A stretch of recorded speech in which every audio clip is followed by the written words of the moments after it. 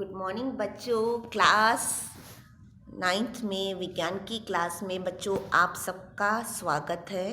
तो बच्चों हम कर रहे हैं कौन सा लेसन? हम कर रहे हैं तीसरा लेसन। और तीसरे लेसन में हमने क्या क्या समझ लिया? तो तीसरे लेसन में हमने समझ लिया कि हमें जो क्या क्या परमाणु के बारे में, अणु के बारे में, ये सब समझ लिया। अब हम जानते हैं कि हमारे पास जो तत्व मिले हैं वो प्रकृति में से जो मिलने वाले तत्व हैं वो टोटल तत्व कितने हैं? 118 तत्व। तो इन 118 तत्वों में से सबका स्वरूप एक जैसा नहीं होता है। कोई ठोस रूप में होता है, कोई द्रव्य रूप में होता है, तो कोई गैसीय रूप में होता है। सब अलग अलग रूप में होते हैं, है ना। तो उनमें भी कई तत्व को आवेश होते हैं, ठीक है। तो कोई जो प्लस वाले भी होते हैं, माइनस वाले में भी होते हैं। तो जो धन आवेशित होते हैं वो धातु तत्व होते हैं। वो बच्चों धातु तत्व क्यों होते हैं? क्योंकि उनको देने की प्रवृत्ति होती है। आप जानते हो कि जिनकी बाहरी कक्षा में देखो सारे इलेक्ट्रॉन एक जगह तो नहीं रहते हैं बच्चों। इलेक्ट्रॉन अलग अलग कक्षाओं में घूमते रहते हैं। तो अष्टक पूरा करने के बाद जो एक्स्ट्रा इलेक्ट्रॉन बच जाते हैं, एक्स्ट्रा इलेक्ट्रॉन कैसे बच जाते हैं? एक्स्ट्रा इलेक्ट्रॉन बच जाते हैं जैसे कि मैं आपको बताऊं कि जिसकी बाहरी कक्षा में एक इलेक्ट्रॉन एक्स्ट्रा है। जैसे आपको मैं एक उदाहरण देती हूँ, आपको मैं लिख के भी बताऊंगी। जैसे मैं कहूँ सोडियम, ठीक है बच्चों। तो सोडियम का परमाणु क्रमांक क्या है? तो सोडियम का परमाणु क्रमांक है 11। ये आपको याद होना चाहिए। परमाणु क्रमांक का मतलब क्या? तो परमाणु क्रमांक का मतलब होता है प्रोटॉन की संख्या। तो प्रोटॉन की संख्या उसमें कितनी है? 11। तो ये रूल है कि पहली कक्षा में कितने इलेक्ट्रॉन आएंगे? 2। दूसरे में 8। तो 2 और 8 तो हो गए, तो बाकी कितने बचे? 1। तो वो क्या करेगा? अष्टक पूरा करने के बाद उसके पास कितने इलेक्ट्रॉन एक्स्ट्रा बचे? ओनली 1। तो वो 1 इलेक्ट्रॉन को क्या करेगा? डोनेट करेगा।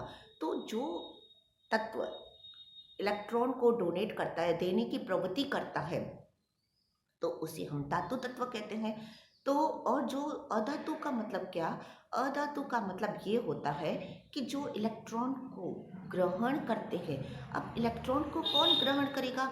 तो जिनकी बाहरी कक्षा में 5, 6 या 7, जहाँ पर अष्टक पूरा नहीं होता, उनको क्या करना पड़ता है बच्चों? अष्टक पूरा करना पड़ता है। जैसे मैं एग्जाम्पल ले लूँ क्लोरीन का, तो क्लोरीन का परमाणु क्रमांक कितना है बच्चों? 17।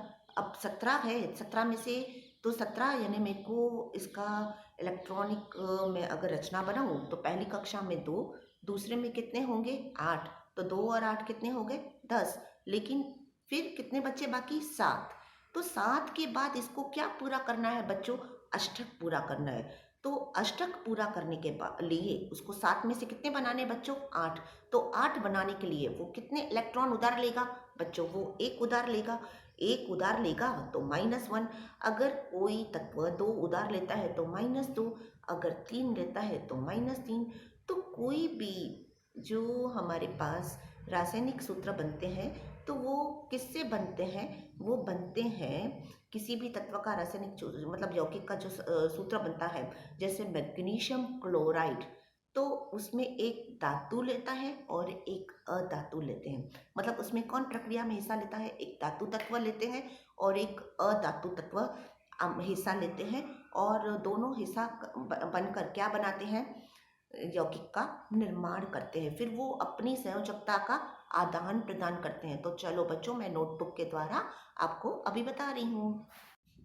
तो बच्चों सबसे पहले तो आपको सब चीज़ों का नाम पता होना चाहिए, तत्व का नाम पता होना चाहिए। जैसे हाइड्रोजन है तो हाइड्रोजन का प्रतीक क्या है? 1। और परमाणु की संख्या 1। हीलियम का 2, लिथियम का 3, बेरिलियम यानी Be का 4, बोरोन का 5, कार्बन का 6, नाइट्रोजन का 7, ऑक्सीजन का 8, फ्लोरीन का 9, नियॉन का 10, सोडियम का 11, मैग्नीशियम का 12, एल्युमिनियम का 13, सिलिकॉन का 14, फास्फोरस का 15, सल्फर का 16, क्लोरीन का 17, आर्गन का 18। अब ये तो पता होना चाहिए, ठीक है। तो जितने परमाणु की संख्या होती है मतलब प्रोटॉन की संख्या भी इतनी हुई, ठीक है। लेकिन ज़रूरी नहीं है कि न्यूट्रॉन की संख्या भी उतनी हो। हमेशा याद रखना कि जितनी प्रोटॉन की संख्या होती है उतनी ही इलेक्ट्रॉन की संख्या होती है। तो ऐसी कितनी कक्षाएं होती हैं? 4 कक्षाएं होती हैं, KLMN, ठीक है। तो अभी मैं आपको नोटबुक के द्वारा बता रही हूँ, ठीक है। अब देखो इधर कितनी, देखो इधर मैंने बनाई है कक्षाएं, 4 कक्षाएं। पहली कक्षा K, दूसरी L, तीसरी M, चौथी क्या कहलाती है? N। तो 4 कक्षाएं हुई। तो पहली कक्षा में बच्चों कितने इलेक्ट्रॉन समा सकते हैं? 2, दूसरे में 8, तीसरे में 18, चौथे में 32, ठीक है। तो इसकी कैपेसिटी पहला वाला जो ये है इसमें कितने आ पाएंगे? 2, दूसरे वाले में कितने आएंगे? 8, तीसरे वाले में 18, चौथे में 32। तो जो पहली कक्षा है उसे हम K कहते हैं, दूसरी को L, तीसरे को M, चौथे को N, ठीक है। तो अब मैं आपको एक एक का मैं बताने जा रही हूँ कि आप सूत्र कैसे बनाओगे, ठीक है। जैसे मैं उदाहरण ले रही हूँ, ठीक है। मैं 1 मिनट ये सब चीज़ें नीचे रख रही हूँ, सॉरी थोड़ा। जैसे मैं ले रही हूँ सोडियम, तो सोडियम का परमाणु क्रमांक बच्चों कितना है? 11 है। तो हम इसकी इलेक्ट्रॉनिक रचना बनाएंगे। तो पहली कक्षा में 2, दूसरी कक्षा में 8, ठीक है। 2 और 8 कितने हो गए? 10। बाकी कितना बच्चा बच्चों? 1 बच्चा, ठीक है। तो अभी ये 1 बच्चा, ठीक है। तो अभी मैं 1 बच्चा, तो ये पहली कक्षा के, फिर ये L, फिर ये कौन सी कक्षा हुई? M कक्षा में, ठीक है। तो इसके पास कितने इलेक्ट्रॉन एक्स्ट्रा हो गए? इसके पास कितना इलेक्ट्रॉन हो गया? 1 इलेक्ट्रॉन एक्स्ट्रा हो गया। तो 1 इलेक्ट्रॉन एक्स्ट्रा हो गया तो ये क्या करेगा? धन आयन बनाएगा, ठीक है। उसी तरह से अगर मैं, देखो इधर बच्चों मैं क्या ले रही हूँ? मैग्नीशियम ले रही हूँ, ठीक है। अब मैग्नीशियम का परमाणु क्रमांक, आपको सबका परमाणु क्रमांक आपको पता होना चाहिए, ठीक है। ये एक्चुअली मैं स्टैंड लेने वाली हूँ, एक बहुत परेशानी हो रही है। मैग्नीशियम का परमाणु क्रमांक है 12। तो पहली कक्षा में 2, दूसरे में 8, 2 और 8 कितने हुए? 10, बाकी बचे 2। तो इसके बाद अष्टक पूरा होने के बाद कितने इलेक्ट्रॉन एक्स्ट्रा बच गए? 2। तो इसका वैलेंसी कितना होगा? संयोजकता कितना होगा? +2। कितना होगा? संयोजकता +2। तो इसके लिए अगर आपको बच्चों किसी की भी संयोजकता ज्ञात करनी है तो उसके लिए क्या जानना ज़रूरी है? ये क्या है? परमाणु क्रमांक, ठीक है। क्या पता होना चाहिए?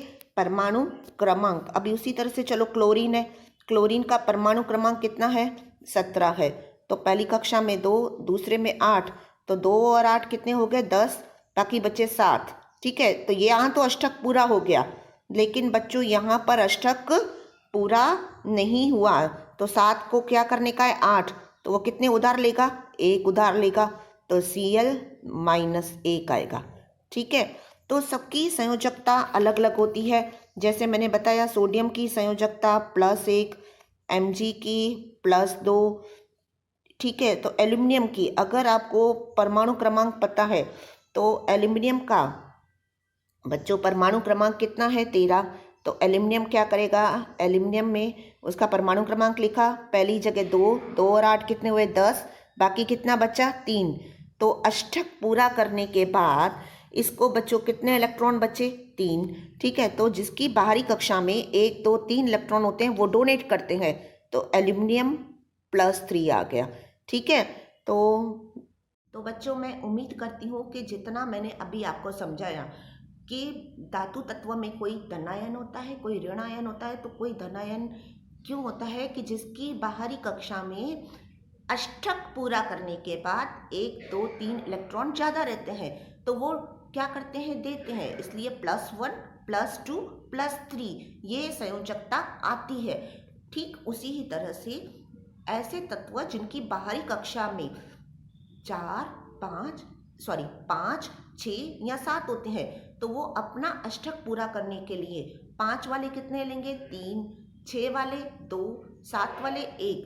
तो वो लोग क्या करते हैं? इलेक्ट्रॉन को लेते हैं, मतलब ऋणायन बनाते हैं। और पता है कि रासायनिक सूत्र कैसे बनता है? रासायनिक सूत्र बनता है एक धनायन और एक ऋणायन, दोनों को मिला दो तो दोनों अपनी संयोजकता का आदान प्रदान करते हैं और उसकी वजह से क्या बनता है, हमारा रासायनिक सूत्र बनते हैं, जैसे magnesium chloride, sodium chloride, aluminium chloride, hydrogen chloride, है ना। तो कल के लेसन में हम सीखेंगे कि रासायनिक सूत्र लिखते समय क्या सावधानी रखनी चाहिए, किस तरह से बनता है, और बशर्ते आपको सबकी संयोजकता पता होना चाहिए, परमाणु क्रमांक पता होना चाहिए। तो बच्चों आज के लिए बस इतना ही।